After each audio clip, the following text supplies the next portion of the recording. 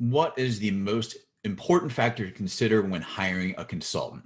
I'm going to give you a couple of factors to consider, but the absolute most important factor to consider is that they mesh well with you, your team, and your company's culture.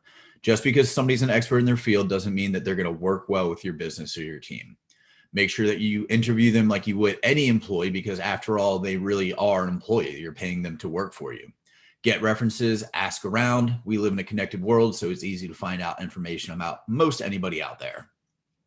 Outside of that, ask to see work from previous contracts. They should be able to provide something from their portfolio to show that they've done whatever it is that you're hiring them to do.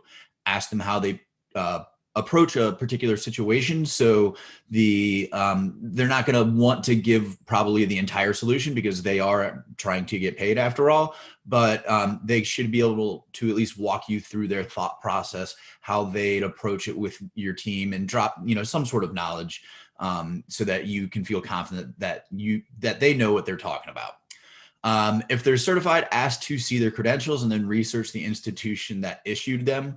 The internet is full of all sorts of schools that give out credentials for just the cost of whatever it is.